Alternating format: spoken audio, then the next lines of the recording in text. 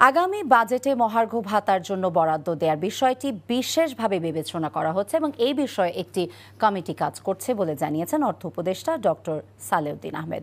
দুপুরে সচিবালয়ে অর্থনৈতিক বিষয় এবং সরকারি ক্রয় সংক্রান্ত উপদেষ্টা কমিটির বৈঠক শেষে কথা বলেন তিনি। 18 কোটি জনসংখ্যার এই দেশে সরকারি চাকরিজীবীর সংখ্যা 15 লাখ, অর্থাৎ মোট জনসংখ্যার 1%-রও কম মানুষ সরকারি চাকরিতে আছেন।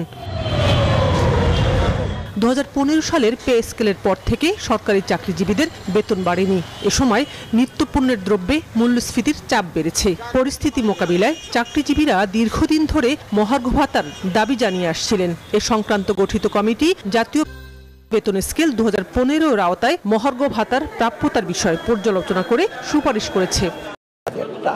আমরা একটু বাস্তবমুখী করব, বাজারের সাইড হয়তো বড় করব না, এডিপির সাইড খুব হয়তো বড় হবে না। ইঙ্গিত দেন সামাজিক সুরক্ষা কর্মসূচি সহ শিক্ষা ও তথ্য প্রযুক্তিতে বরাদ্দ বাড়ানোর। জানান মূল্যস্ফীতি কমিয়ে ব্যবসা বাণিজ্যের প্রসার ঘটাতে মন দেবে সরকার। মূল্যস্ফীতি কমাতো, সাথে তেমন আয় যেন বাড়ে, সেটা কর্মসূচির কথা বলি।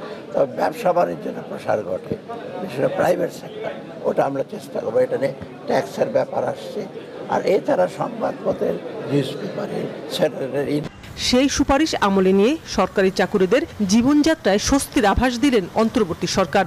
নিচের গ্রেডের কর্মচারীরা বেশি হারে ভাতা পাবেন, উপরের গ্রেডের কর্মকর্তারা পাবেন কম হারে। কোনো চাকরিজীবী 4000 টাকার কম মহার্ঘ ভাতা পাবেন না।